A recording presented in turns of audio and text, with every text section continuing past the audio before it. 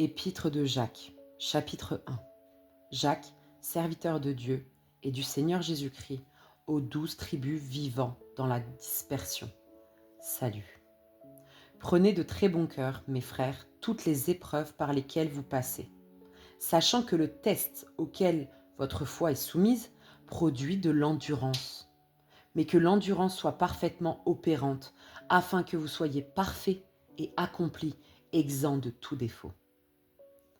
Si la sagesse fait défaut à l'un d'entre vous, qu'il la demande au Dieu qui donne à tous avec simplicité et sans faire de reproches, ça fait 15 fois qu'il te le dit, et elle lui sera donnée.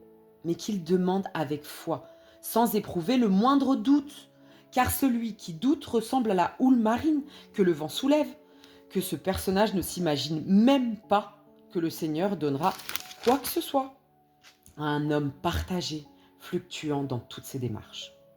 Que le frère de condition modeste tire sa fierté de son élévation, et le riche de son déclassement, parce qu'il passera comme la fleur des prés, car le soleil s'est levé avec le sirocco et a desséché l'herbe, dont la fleur est tombée et dont la belle apparence a disparu. De la même façon, le riche, dans ses entreprises, se flétrira.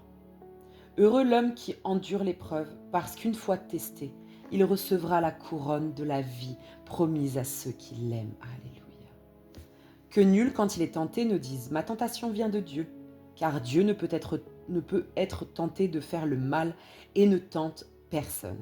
Chacun est tenté par sa propre convoitise qui l'entraîne et le séduit. Une fois fécondée, la convoitise enfante le péché, et le péché arrive à la maturité, engendre la mort. Ne vous y trompez pas, mes frères bien-aimés. Tout don de valeur et tout cadeau parfait descendent d'en haut, du Père des Lumières, chez lequel il n'y a aucun balancement ni ombre due au mouvement. De sa propre volonté, il nous a engendrés par la parole de vérité, afin que nous soyons pour, ainsi dire, les prémices de ces créatures. Vous êtes savants, mes frères bien-aimés, pourtant que nul ne néglige d'être prompt à écouter, lent à parler, lent à se mettre en colère, car la colère de l'homme ne réalise pas la justice de Dieu. Aussi débarrassés de toute souillure et de tout débordement de méchanceté, accueillez avec douceur la parole plantée en vous et capable de vous sauver la vie. Mais soyez les réalisateurs de la parole, et pas seulement des auditeurs qui s'abuseraient eux-mêmes.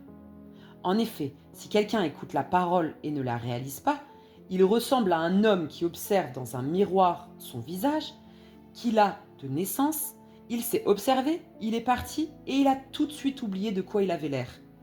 Mais celui qui s'est penché sur une loi parfaite, celle de la liberté, et s'y est appliqué, non en auditeur distrait, mais en réalisateur agissant, celui-là trouvera le bonheur dans ce qu'il réalisera. Si quelqu'un se croit religieux sans tenir sa langue en bride, mais en se trompant lui-même, vaine est sa religion. La religion pure et sans tache devant Dieu le Père, la voici. Visiter les orphelins et les veuves dans leur détresse, se garder du monde pour ne pas être souillés.